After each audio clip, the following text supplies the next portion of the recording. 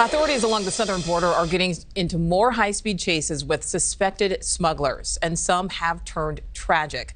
A chase earlier this week ended with a suspected smuggler's vehicle crashing into another car. Correspondent Allie Bradley is live in Kinney County, Texas. Allie, a woman and her granddaughter were killed, and residents say they are just fed up with this. Yeah, Nicole, you're exactly right here. And there really doesn't appear to be a solution in sight for these border communities impacted by these high-speed cat and mouse chases.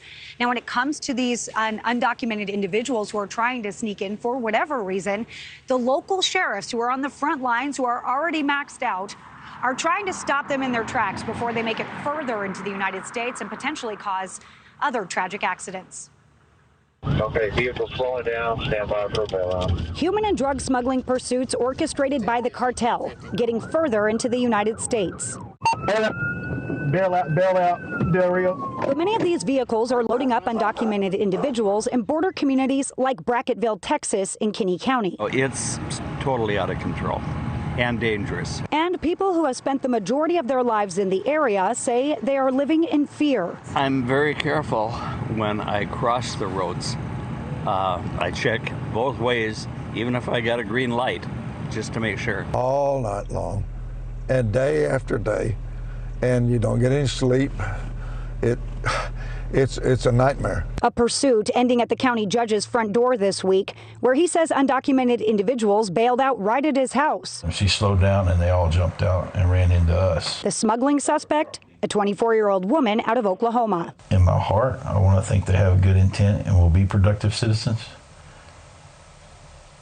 But I'm afraid that I'm wrong. And it's happening every day. Why do you guys have to pursue them?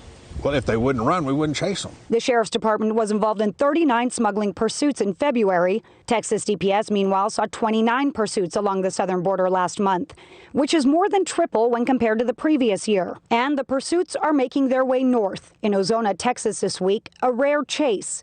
A human smuggler from Louisiana transporting 11 undocumented individuals in a truck, speeding through a red light while fleeing from police.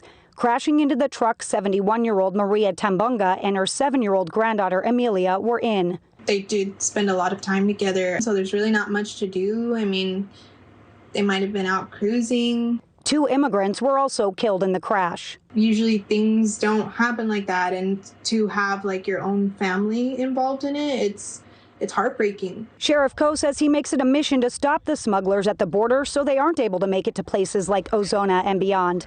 But with a lack of resources, they can't catch them all. I didn't do my due diligence in getting things stopped here. So you can see these massive boulders here in front of these schools in Brackettville. Those were put into place so that these pursuits didn't end up on these campuses. And that is one of the solutions that they have found to keep the kids safe out here, Nicole. Now, when it comes to the neighboring county of Uvalde, I talked to Mayor Don McLaughlin today, and he said they're seeing pursuits in that county as well. And he says that the school in Uvalde, their district, has to go on lockdown almost on a daily basis.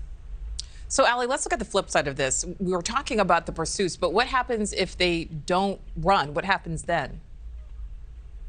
So something that we've learned while covering this Cartels in America situation and these pursuits is that these smuggling drivers, a lot of them are guided and told not to stop for law enforcement, which is why we're seeing a lot of these pursuits. Now, if they choose not to run and they stop, what will happen is the smuggling driver will usually be arrested and face charges for human smuggling. Now, the people that are being smuggled, the undocumented individuals, will likely be turned over to Border Patrol. Oftentimes, they will be processed and then deported, or they will be processed and removed under Title 42. So those are some options that they're dealing with. But another thing that we learned, Nicole, which is really interesting, is when these undocumented individuals pay the cartel, they pay them once and they get 3 tries to get into the United States. That is according to every law enforcement individual here along the border and Border Patrol sources as well.